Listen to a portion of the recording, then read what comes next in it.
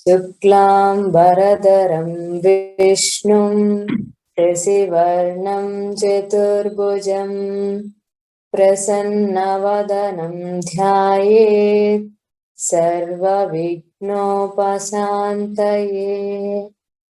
गुरुर्ब्रह्मा गुरुर्विष्णु गुरुर्देवो महेश्वरः गुरुर्साक्षात् परब्रह्मा तस्मै श्रीगुरवे नमः।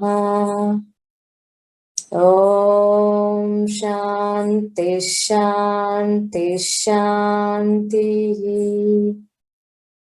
हरिः ॐ। Namaste sir, namaste everyone. Let me share my screen. Sir, I think I don't have access to share the screen. Now you can share, ma. Okay, okay. Sir.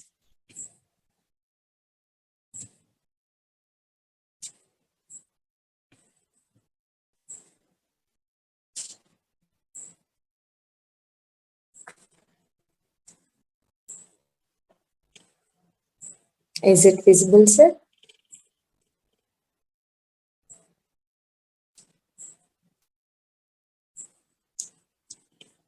Hello? Yes. Okay. So today we are going to see about Patanjali Yoga Ssutras summary. So before going to start the flow chart, let us see what is Patanjali mean, how Patanjali is named. So Pat means, we all know Pat means in Sanskrit, Pat means to fall. Anjali means it's a divine offering. So it is believed that Patanjali Maharshi was the incarnation of Adishesha, who is the first servant of Lord Vishnu. So once upon a time, he expressed his desire to study Vedanta to Lord Vishnu. At the time, Lord Vishnu made him as a small toy and dropped into the river, right? So there was one woman who named as Gonika. She is offering her argyam to the god. So at the time, that small toy fall into her hands. So that way, he was named as Patanjali, and also known as, he was called as Gaunika Putra. So Patanjali, he contributed to many things: Ayurveda, Sanskrit, yoga. He has written a Bhashya on Panini Sutras, which is called as Mahabhashya, and also he wrote a commentary on Charaka Samhita, which is the basic text for Ayurveda. And also he compiled Yoga Sutras, which is the most prominent, right? Most prominent contribution from Patanjali. If you see, what is the sutra definition? What sutra actually means? Sutra means, it is a general meaning is thread, but in as per scriptures, right, it is more than the thread. If you see in Bhagavad Gita, 7th shloka of 7th chapter talks about sutra definition. Sutre manigana iva. That means sutra is a different cluster of germs threaded in a sequence. It is a threaded together in a pearls. Likewise, this Patanjali Yoga Sutras also, it is a series of teaching actually. It is a series of teachings that are threaded together like a pearls. If you see Patanjali Yoga Sutras, the whole wisdom of Patanjali has been written in 196 sutras. And thus 196 sutras are divided into 4 chapters. First one is Samadhi Pada, which is composed of 51 sutras. This Pada outlines about what is yoga, what is the purpose of doing yoga, what will you attain if you do yoga, and different kinds of concentrations. This Samadhi Pada actually meant for the advanced practitioners who are actually easy to attain Samadhi for the advanced practitioners, right? So this is mainly meant for the advanced people. And next chapter is Sadhana Pada. Sadhana itself, it is a practice. So this chapter outlines what are the tools or what are the different practices that sadhaka can perform, sadhaka can follow to attain his goal. It outlines Kriya Yoga, Ashtanga Yoga, and what is a karma, and also Dukkha Chaturviha. It outlines these concepts. And the third chapter is Vibhuti Pada. So Vibhuti Pada, if you see in Sadhana Pada, the first 5 limbs of Ashtanga Ashtanga Yoga has been described. In Vibhuti Pada, it starts with the last 3 limbs, that is Dharana, Dhyana, Samadhi. It outlines the last 3 limbs of Ashtanga Yoga, as well as the different types of Parinama, and as well as different kinds of vibhutis or siddhis, which we call it as supernatural powers, right? Different kinds of siddhis that one can attain if they practice samyam or for longer time. And next, fourth chapter is Kaivalya Pada. It is nothing but whole chapter, whole Pada talks about the final liberation, how the mind is made up, or how the mind is veiling the true nature of mind. So that is about Kaivalya Pada. So if you see here the flow chart, actually Patanjali Maharshi teaching starts with Atta Yoganushasana, first sutra of Patanjali Yoga Sutras. Atha Yoganushasana. Atha means now. What is this is indicating? Now the actual teaching and practice of yoga begins. So basically, till now we have performed many activities or many paths we can follow. We might have performed many activities, but now the actual teachings of yoga begins. Now we are actually ready to pursue the yoga. Yoga is nothing but self-realization, right? The basically first four sutras of Patanjali Yoga Sutras talks about yoga. What is yoga? Yoga is nothing but yoga's chitta vritti nirodha. It is the cessation of vrittis. What happens if you restrain your vrittis? It leads to self-realization. Tada drashtu swarupe avasthanam. If you are not established in your true self, right, what happens? Vrittis takes place. So the main four first sutras of 196 sutras talks about the whole gist of yoga. So after these four sutras, Patanjali is revealing different types of paths or different kinds of challenges that one can follow in the path. He is revealing the teachings of those four sutras. If you see from the from the fifth sutra, he starts with the vrittis. Vrittis arupya mitratra, right? He is introducing different kinds of challenges in his whole sutras. These are the challenges that one can follow. That might be vrittis, antarayas, or kleshas. These are the different kinds of challenges. We all know for every human being, they might choose any path. That is not only yoga, they might choose any path, but in every path, there might be challenges. There will be challenges. So they have to overcome those challenges to move forward and to reach the goal. So basically, in yoga journey, what are the challenges he has given? Vrittis, antarayas, and kleshas. So if you see vrittis has given in the first pada, right? Samadhi pada. Vrittis are nothing but the mental thought patterns, mental impressions. So these vrittis are stopping us to move forward. We have to remove these vrittis. There are five kinds of vrittis we all know, that is pramana, viparya, vikalpa, nidra, smriti, which is of right knowledge, misunderstanding, false perceptions, and imaginations. These vrittis, based on the circumstances, based on the situations, they might be pleasureful or painful. But here the important thing is we have to observe whether our thought patterns are creating the pleasure or pain to ourselves. If you analyze these things, we can automatically overcome those vrittis and can move forward in our journey. And next, antarayas. Antarayas, we all know obstacles, different kinds of obstacles he has introduced. 9 kinds of obstacles he has given. Vyadis, dhyana, samshaya, some illness, dullness or sluggishness. These kinds of 9 antarayas he has introduced in the Samadhi Pada itself. So to overcome those antarayas, he has given different solutions also. And not only antarayas, if you have any antaraya or obstacle in your path, right, it leads to some consequences. Those are called sahabhuvas, which are dukkha, daurmanasya, angame jayatva, shwasa prashwasa, right? These obstacles will lead to the consequences. And then kleshas. What are kleshas? These are nothing but the afflictions.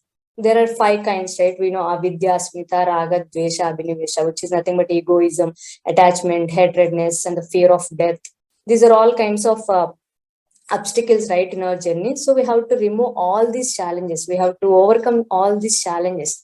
For that, he has given different paths. If you see, these challenges can be overcome by there are 2 kinds of aspirants, right? Advanced and others. Not everyone, it is not like everyone will be in a same level. There will be some people will be an advanced stage, some people will begin now itself, some people will progress to some extent. So here there are 2 kinds of aspirants. If you see advanced practitioners, right? They might have done tremendous advancement in their yoga journey in the previous life itself. So they may easily attain the path. They may easily attain the samadhi. For them, these are the three paths that Patanjali Maharshi is introducing. First one is Abhyasa and Vairagya. If you see in Samadhi Pada, Vrittis, to overcome those Vrittis, he is introducing the solution like Abhyasa and Vairagya. What is Abhyasa? Abhyasa is nothing but practice. How it should be. I mean, if you do practice, you will become, you will attain the stable tranquility, right? How you will attain? If you do that practice for a longer period of time without break, if you do without break for longer period of time, you will become stable or still. But it is not sufficient, right? If you practice for many years without some attitude, here the attitude plays major role with the devotion feeling. Satkara sevito, satkara bhavana. You should have the devotional feeling or positive attitude in your practice. Then only you can move forward. And what is Vairagya? Vairagya means non-attachment.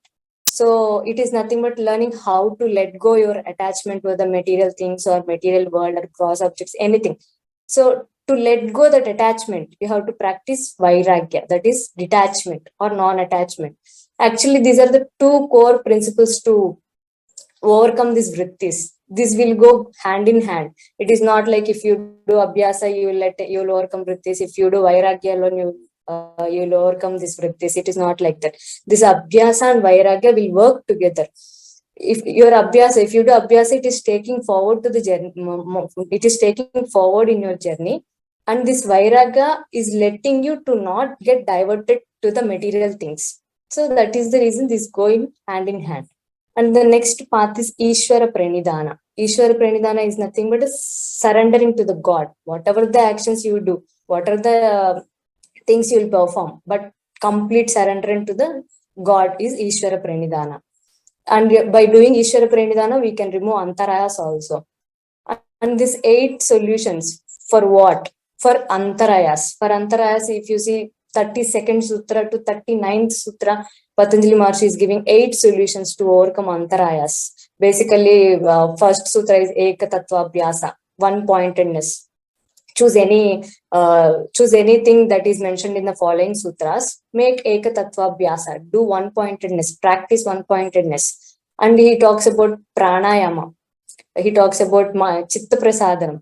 Chitta Prasadanam is one of the solutions in 8. And also 5 suggestions. 34th Sutra to 38th Sutra, he talks about what are the 5 focuses, 5 suggestions to focus. And also last Sutra, 39th Sutra, he talks about choose any object or choose any principle and do contemplation on that.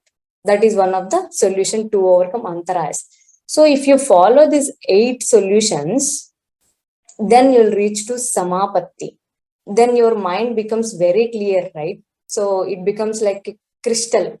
Crystal, if you place any object in front of this crystal, it will automatically take the color of the object, the qualities of the object.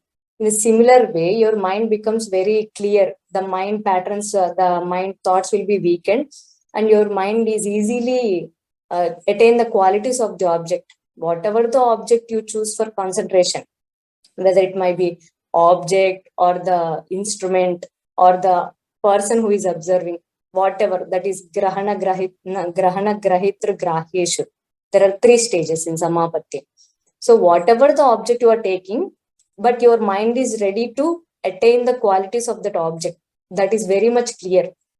And then these 3 paths are merging into the Sampragnata Samadhi. If you see Sampragnata Samadhi, right? Sampragnata is we can call it as Chaturvida. Why? Because it is always accompanied by 4 kinds: Vitarka, Vichara, Ananda, Asmita. These are 4 kinds of Sampragnata. If you choose any stool object, that is gross object, that is Vitarka Sampragnata. If you choose subtle objects for concentration, right, that is Vichara. And if you are choosing the object of instrument, that is the instrument here. What is the instrument? Our Antahkarana Suddhi. If you choose that Antahkarana Suddhi for concentration, that is called Ananda Sampragnata. If you are choosing the object of the person who is observing, that is self. I am observing, I'm putting concentration, right, on the object. The person, who is that person? Self. That means Purusha. If your object of concentration is Purusha, then that is Asmita. Asmita Sampragnata. These are the 4 kinds of levels in Sampragnata Samadhi. After that, it will reach to Asampragnata. Here, there is no object of meditation. There will only be the latent impressions or the residue of samskaras only remain in Asampragnata. Basically, these two samadhis can be called as Sabija Samadhi. So this is about a whole picture of advanced practitioners. Then what about others? If you see others, these are again categorized into 3 types based on the intensity. For example, if you see some people have strong zeal or strong will to practice yoga. So for those people, there is a 5-fold path. What is this 5-fold path? There are 5 kinds of efforts and commitment he has given. That is Shraddha, Virya, Smriti, Samadhi, Prajna. Nothing but Shraddha means the person is having faith in which he is in. Virya means he is directing his energy towards the practice. Smriti is a mindfulness.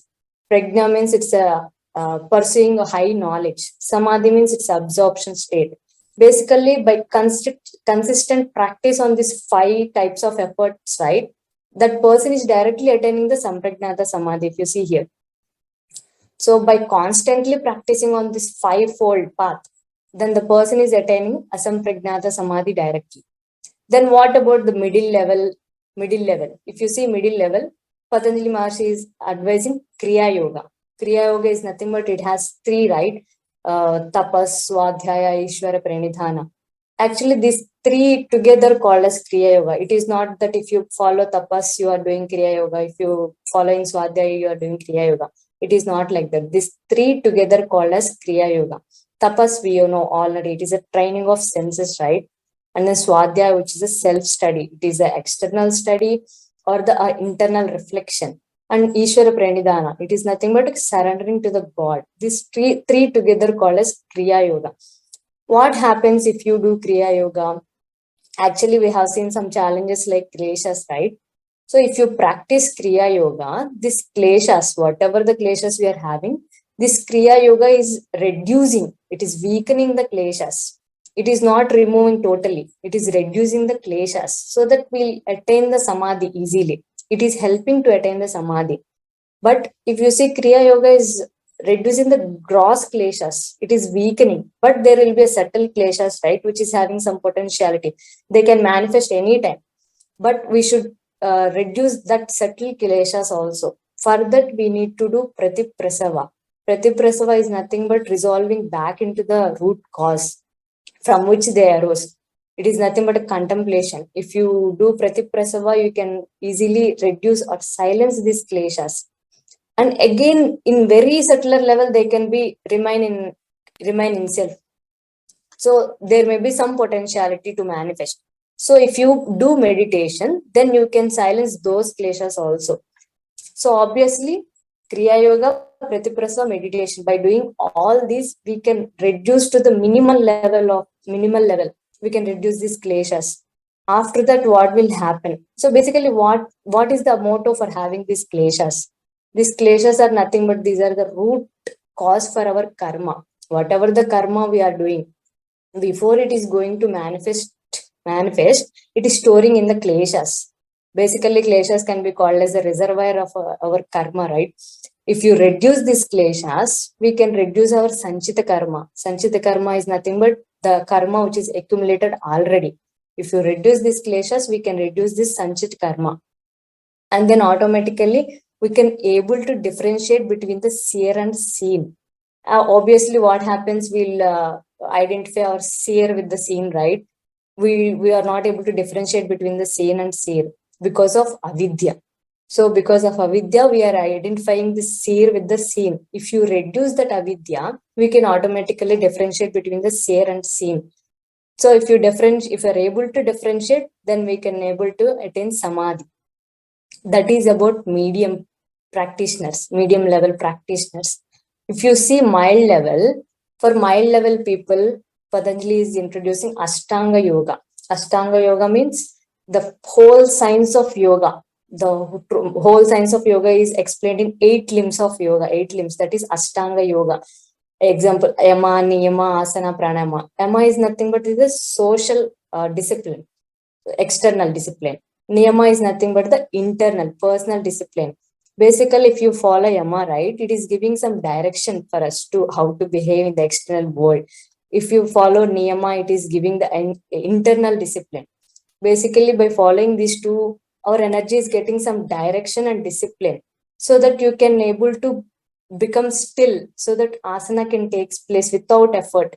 If you are able to do asana effortlessly, we can able to concentrate on prana level, that is pranayama. If you are able to control prana, right, then we can able to withdraw our prana from senses, that is pratyahara. If you are able to withdraw the prana from senses, then you can use that energy to concentrate on one object, right?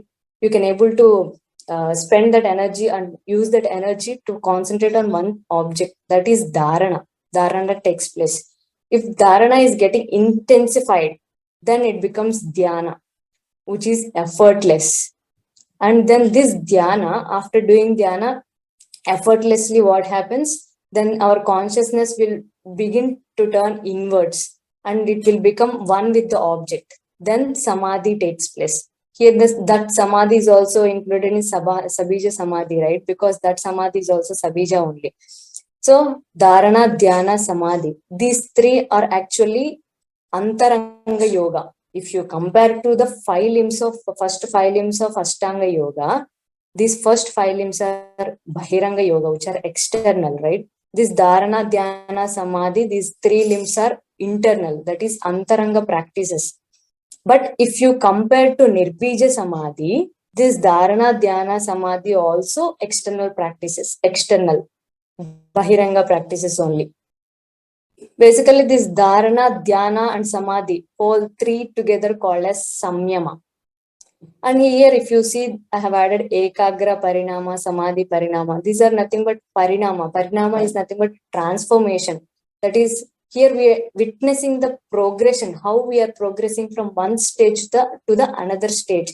If you see dharana to dhyana, I have placed ekagra parinama, because here you are focusing for example, in dharana, you are able to concentrate on one object, right? But after concentrating on one object, after few seconds, that object is not present in my mind. My mind goes somewhere else. Then I'm putting some efforts to bring back that object into my mind, right? I'm continuously putting some efforts to bring that object into my mind. And then I'm able to progress in that stage. I can witness that progression. Transforming from dharana to dhyana. I can witness that progression. That is ekagra parinama. And from dhyana to samadhi, right, there will be some scattering of thoughts, right? Mind won't be stable. That scattering of mind, I'm putting again efforts to make one pointedness towards the object, because I want to become one with the object. That is called samadhi parinama. And if you see nirodha parinama, from samadhi to when we are moving to nirbija samadhi, nirodha parinama means I'm restraining the samskaras. I'm deliberately restraining the samskaras. Then it is called nirodha parinama. If I transform from samadhi to nirbija, then it is nirodha parinama. So if you see samyama, we have seen dharana, dhyana, samadhi as samyama. 3 put together called as samyama. In Vibhuti Pada, if you see, there are different types of vibhutis that one can attain. If the person is doing samyama with intense willpower, if you're doing samyama on one object, he will get siddhis, some siddhis. There are about nearly 30 sutras talking about siddhis, different kinds of vibhutis. For example, if you see Nabhi Chakre Kaya Vyuha Jnanam, if you do samyama on the belly button, right, we'll get to know the body systems, the arrangement of the systems in our body. Like that, if you do Chandre Tara Vyuha Jnanam, if you do samyama on the moon, right, you will get to know the constellation of the inner stars. Like that, he has mentioned different vibhutis that one can attain, siddhis. here there is one more sutra, one more caution that Patanjali Maharshi is giving. Te samadha upasarga vyuttane siddhayaha.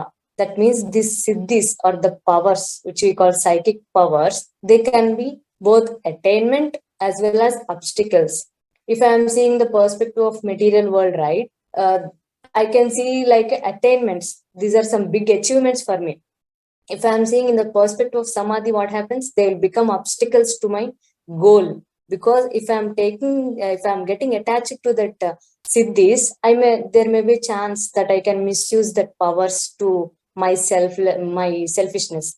So there will be a caution that you should not get attached to the siddhis. That's why he's telling they can become obstacles to move forward to reach the samadhi. If you see here from this Sambija Samadhi, we are transforming to the Nirbija Samadhi. In this path, there may be some small Samadhis, Dharmamega Samadhi, Vyuttana Samadhi. Dharmamega Samadhi, we discussed, it is actually cloud of virtue.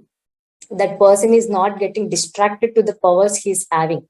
That is Dharmamega Samadhi. And here directly is going to the Nirbija Samadhi, where in Asampragnata we discussed, right, there will be some latent impressions. Actually, in Asampragnata, there will be Virama. Virama means the gap between the two vrittis. If you do continuous practice, right, that the gap between the vrittis will be prolonged.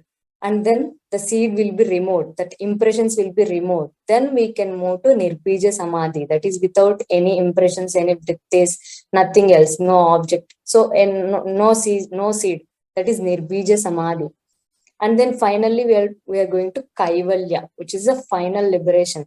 Actually, in Kaivalya Pada, if you see, Maharshi is telling about what are the ways of getting siddhis, what are the different sources of siddhis, how the mind is veiling the true nature, how one can transcend his gunas. If you see the right last sutra, Tarakam Sarva Vishayam, Purushartha Shunyanam Gunanam Pratiprasava Kaivalyam Swarupatishtava Chitishiktiriti.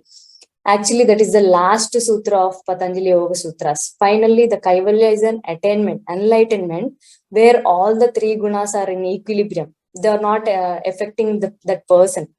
And the Purusha, the pure consciousness, is established in its true nature. That is self-liberation, final liberation, which is called Kaivalya. So, as per my understanding, I have made this flow chart.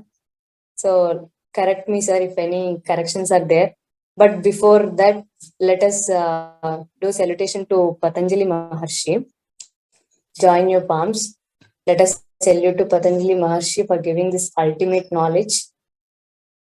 Yogena chittasya padena vacham malam sharirasya cha vaidyakena Yopakarottam pravaram muninam Patanjalim pranjaliranatosmi Abahu purushakaram Shankachakrasidharinam Sahasrashirsham svetam Pranamami Patanjalim.